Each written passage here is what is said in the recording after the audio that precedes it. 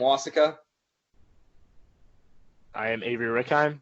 And I'm Beck Larson, and today we'll be looking at our process overview for our ICT project. I'm going to pass it off to Avery for step one. For the first step, goals and objectives, it is important to understand what our client wants before we start anything. Our client in this case was the faculty of the ICT program at the University of Wisconsin-Stout. The goal our client wanted was to increase the client base, which is the students enrolled in the ICT program on campus and online. And another goal was to become more professional. Looking more in depth with the goals, currently the ICT program has approximately 175 to 200 students in the online program and 60 to 75 students in the on-campus program. The goals the client defined was that in 2 years to have 300 students in the online program and 100 students on the on-campus program. The last thing the client wanted was to become more businesslike in communication with potential future students. Moving on to step two. This is where we selected a business process. There were 3 separate business processes in need of improvement: the managing industry partner contracts, the external marketing, and the internal marketing campaigns.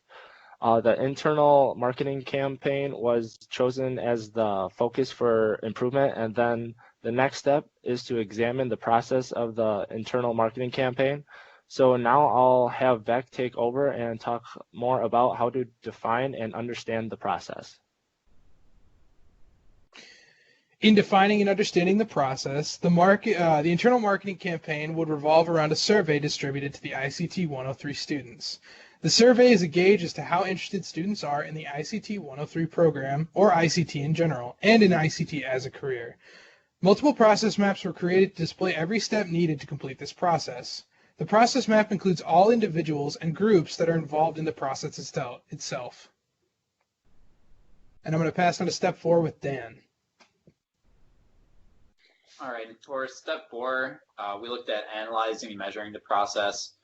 And what we wanted to do was take full stock of the process by mapping it out as best as possible and gaining insights from those maps.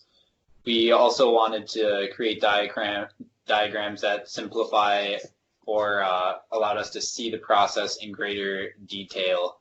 And we also wanted to identify potential problems with the current process using the collected data that we got and what we learned about the process.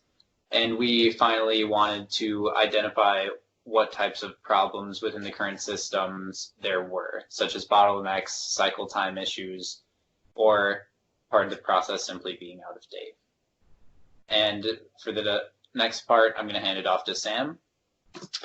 So in this step, we are improving the process. And after analyzing and measuring the process, we found out that the majority of time during the process was the surveyed data collection and filtering through and then returning feedback back to the students. So we wanted to automate this process, and we found the tool to do this to be Salesforce, being linked to Qualtrics survey system. So surveys that had the highest interests were created in Salesforce with a lead. And basically, throughout all this, there's less time between the survey submission and the program director actually talking to the students. So let's hop over to our SharePoint site and check out these steps in a little greater detail. So here's our SharePoint site, and here's our homepage, and we've got our first step, goals and objectives. Avery, do you want to talk about this a little bit? Just mostly the same things as what I talked about before, just the goals being the number of students increasing and becoming more professional-like. And then step 2, just more focusing on the internal marketing campaign is mostly the main focus of the whole page. And then moving on to step 3 with Beck. In step 3, during defining and understanding the process, we wanted to figure out how our goals were going to be laid out in terms of what information we needed and how we were going to accrue that information, and then also creating a diagram and understanding what parts are existing within a particular program and breaking that kind of down and looking in to see if there's anything that we can do in step 4. And then in step 4, what we did was identify what types of process issues that businesses commonly face, and we identified which ones we saw within the ICT process. And the ones we identified were bottlenecks, cycle times, data duplication, manual steps, and quality control. All in all, with this, there was about 5 hours extra labor with all the manual processes and performance issues in place. So in order to take out all of this manual labor, as I discussed before, we decided on a link with Qualtrics and Salesforce in order to just make this process faster and much more automated. Before looking at our process map of Figure 2, actually we saw many different steps that the program director had to take in order to actually get the data that they wanted, from CSV file to spreadsheet to using mail merge to have to contact the students. It was really just a repetitive and stretched out process. So now with using Salesforce linked with it, we were able to create triggers that were linked to each question in the survey that the students would receive. So if the student answered a question such as, are you interested in this program more? And they answered yes, a trigger would be created, or a trigger would go off, and a lead would be created in Salesforce. This lead would have the student's name, their email address, their current program, and obviously they go to school at University of Wisconsin-Stout, so it also includes that information.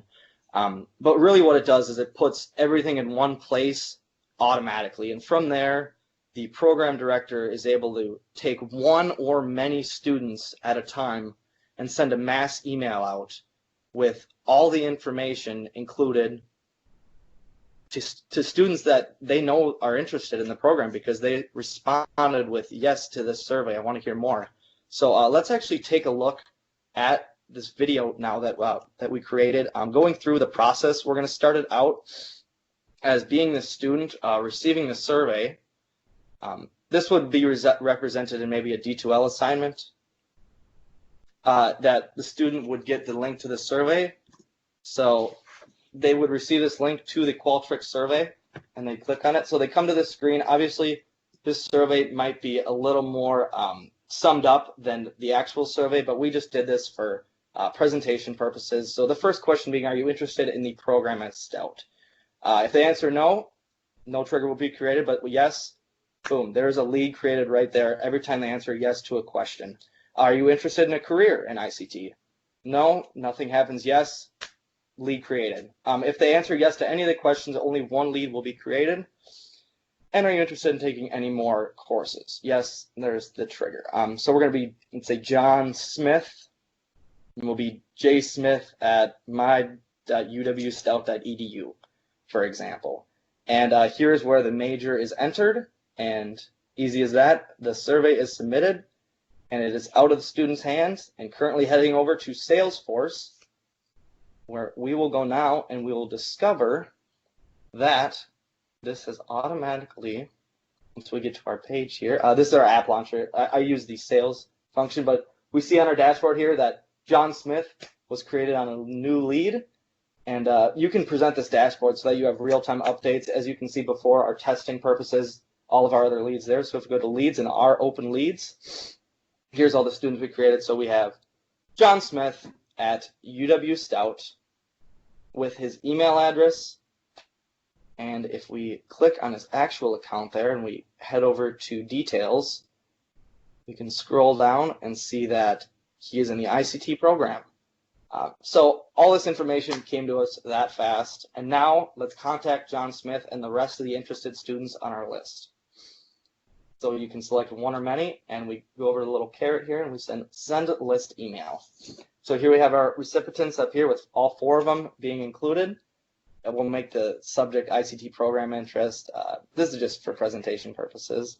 Obviously, it'd be a little more in depth for an email, but your survey results showed interest in the program. We could elaborate on that more. But basically, we're able to go from step 1 of them submitting this survey to us already emailing them in the next step. And we definitely improved the process through this. We cut the time significantly, being able to automatically do this. Yeah, kind of following up on what Sam just said there, on step 5 of the wiki page, we kind of cover this a little more in depth. And with the Salesforce solution we've implemented, we were actually able to cut out steps G1 through J in the old design, and it was replaced with simply sending a list email through Salesforce. And all in all, like I said earlier, we have probably saved about 5 hours of time on average just in manual processes. However, what's oftentimes a greater setback is handoffs. So handing off the the workbooks to other directors so that way they can contact their students. That can be a larger impedance of time. So this is our CRM project. We have definitely improved the process. Throughout our 5 steps, we've been able to determine what our client wanted. We selected the process. We understood what the process was. We were able to analyze and measure what was wrong with the process, and then we improved the process. And I think with that, we will end our presentation. Thank you.